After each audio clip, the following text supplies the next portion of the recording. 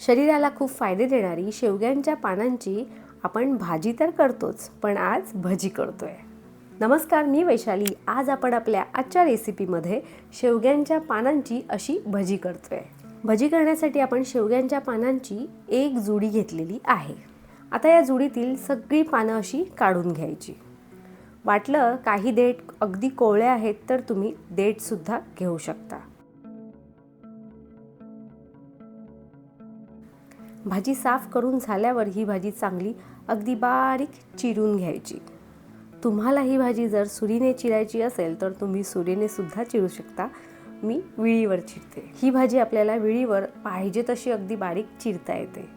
या पानांमध्ये लोह, calcium, vitamin A, C यांसारखे घटक असतात। त्यामुळे जमेल तसा आवर्जून या भाजीचा आहारामध्ये समावेश करायचा। या पानांची भाजी, भजी, आमटी, थालीपीठ सुद्धा करू शकता। हां, पण त्यासाठी करायचं काय, भाजी अशी बारीक चिरून झाल्यावर त्यामध्ये मीठ घालायचं, थोडंसं पाणी घालायचं आणि भाजी चांगली अशी चुरून घ्यायची। आम्ही ही भाजी चुरवून करतो। काही जण ही भाजी अशीच करतात, तर काही जण याची भाजी शिजवून करतात। पानं चांगली चुरवून झाली की यातलं पाणी गाळून घ्यायचं। परत दुसऱ्यांदा पाणी घालायचं आणि त्यातीलही पाणी चांगलं अगदी व्यवस्थित गाळून घ्यायचं। आता या भाजीतील पाणी गाळून झाल्यावर तुम्ही या भाजीचे भजी काय, आमटी काय किंवा थालीपीठ काय तुम्हाला आवडतो तो पदार्थ करू शकता। आपण भजी करतोय त्यासाठी काय करायचं, ही सर्व पानं एका भांड्यात घ्यायची। आपण मीडियम साईजचा एक कांदा जाडसर चिरून घेतला आहे। हो, भजी करतोय म्हणून कांदा मुद्दाम जाडसर चिरायचा। यामध्ये अर्धी वाटीभर तांदळाचं पीठ घालायचं आणि त्यानंतर लागेल तसं बेसनचं पीठ घालायचं। शक्यतो एक वाटीपेक्षा जास्तच पीठ लागतं। आता धणे जिरे पावडर, लाल तिखट, हळद आणि चवीपुरतं थोडंसं मीठ घालायचं आणि सर्व साहित्य आता अगदी व्यवस्थित असं मिक्स करून घ्यायचं। तुम्हाला या भजीमध्ये ठेचलेली लसूण किंवा पांढरे तीळ घालायचे असतील तर तुम्ही ते सुद्धा घालू शकता।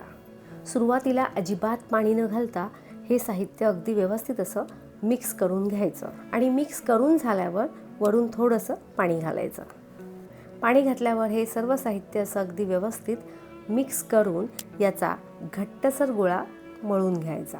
जितका गोळा घट्टसर मळाल तितकी भजी खायला क्रिस्पी कुरकुरीत लागते। पाहू शकता आपलं पीठ छान मळून झालेलं आहे।